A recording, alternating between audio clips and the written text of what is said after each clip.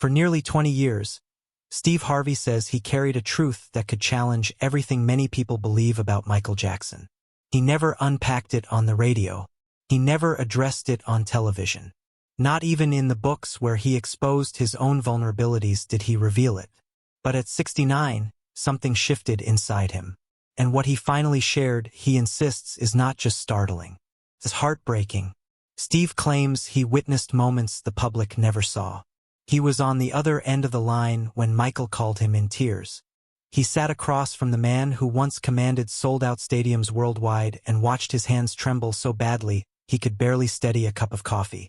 And he says he heard a confession Michael never made publicly. A truth Steve kept buried while documentaries aired. Accusers spoke, and headlines reshaped the narrative. "I saw the exact moment he broke," Steve said, his voice heavy. "Completely broke. And what he told me that day, what I saw with my own eyes, it changes everything." If he believed he knew the truth, why remain silent when the criticism intensified? Why not defend his friend when the world seemed to crucify him? And why speak now, 2 decades later? According to Steve, the answer came from a child's question. His 12-year-old granddaughter returned home from school and asked, "Grandpa Steve, was Michael Jackson a bad man?" In that instant, Steve says he realized an entire generation was forming conclusions without ever hearing another side. And he decided he could no longer live with his silence. But to understand his decision, the story must go back to the beginning. To 1993, to Harlem, to a backstage meeting at the Apollo Theater where a rising comedian crossed paths with the most famous entertainer in the world. Steve was still grinding in stand-up comedy. Michael had already achieved global superstardom, returning to the Apollo, the same stage where he once performed as a child with the Jackson 5, for a private celebration of Black excellence in entertainment. Steve remembers feeling overwhelmed. Michael wasn't just famous. He felt almost mythic. Yet it was Michael who approached him, dressed in a red jacket with military-style gold braiding that would soon become iconic. "You're Steve Harvey," Michael said softly. "I've seen your work. You're funny, but you're also real. That's rare." Steve was stunned. At that time, he was still paying his dues on the comedy circuit. Yet Michael wanted to know about his childhood. When Steve described growing up in Cleveland, the poverty, his father's work as a coal miner, even sleeping in his car during the early years of his career, Michael listened intensely. "You understand struggle," Michael told him. "Real struggle, not the kind people perform." Their conversation lasted about 20 minutes but left a lasting mark. They spoke about being Black in entertainment, about expectations, about the burden of representing more than just oneself. Before they parted, Michael offered a warning that would later feel prophetic. "The more successful you become, the more they'll try to tear you down. Stay true to yourself. That's how you survive." At the time, this was before renewed allegations and courtroom battles. Steve thought Michael was being philosophical. In hindsight, he believes it was hard-earned wisdom. They kept in contact occasionally. Not inseparable, but connected. Michael would sometimes call late at night, not to talk about music but about ordinary life. What was grocery shopping like? What did men really say in barbershops? What did it feel like to argue over bills? Steve describes those conversations as surreal. The most famous entertainer in the world seeking to understand normalcy. Beneath that curiosity, Steve sensed something deeper: isolation. Michael, he says, was surrounded constantly yet profoundly alone. Managers, assistants, admirers, but few genuine connections. In 1995, after Michael married Lisa Marie Presley, tabloids mocked the union as staged. When Steve called to congratulate him, Michael sounded exhausted. "Do you think people believe it's real?" he asked.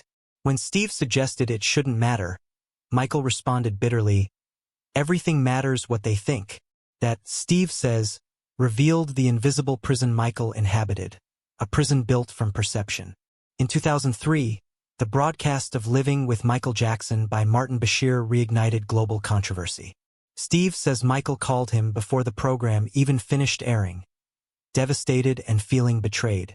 Soon after, allegations surfaced involving the Arvizo family and Santa Barbara District Attorney Tom Sneddon pursued charges. Neverland Ranch was raided. Images circled the globe. Steve says he visited shortly after. The ranch felt hollow. Michael appeared thinner, his eyes distant, his hands shaking. During one visit, Michael's son Prince asked why television said bad things about his father. Michael reassured him the truth would emerge, then broke down after the child left the room. Yet Steve insists he also saw resolve. Michael vowed to fight, not just for himself but for his children. The 2005 trial became a media spectacle rivaling that of O.J. Simpson. After 5 months, Michael was acquitted on all counts. But Steve says the victory felt hollow. "We won," Michael reportedly told him. "But I lost everything." Before leaving the United States later that year, Michael met Steve privately.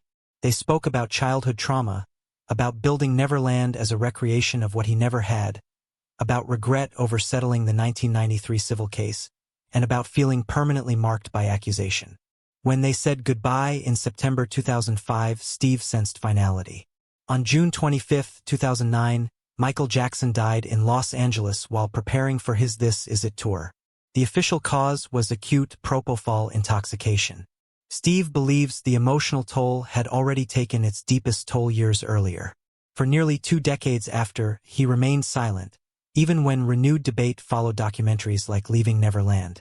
But age, reflection, and that question from his granddaughter changed him.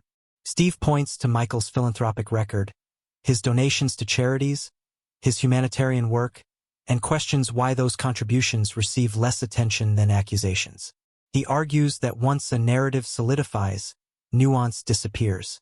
He draws parallels to figures such as Muhammad Ali, Prince, and Oprah Winfrey, suggesting that public perception can quickly shift against powerful black figures. As the conversation concluded, Steve was asked what he would say if given one more chance to speak to Michael. He paused. "I'd tell him I'm sorry," he said quietly.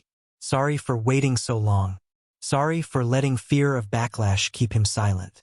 And thank you for resilience, for artistry, for trust." At 69, Steve says legacy is shaped not only by facts but by memory. He chooses to remember Michael Jackson as complex, gifted, flawed, and human. If this account challenges what you think you know, reflect on it. Some stories are uncomfortable. Some testimonies arrive late. But in Steve Harvey's words, truth deserves to be spoken, even when the world resists hearing it.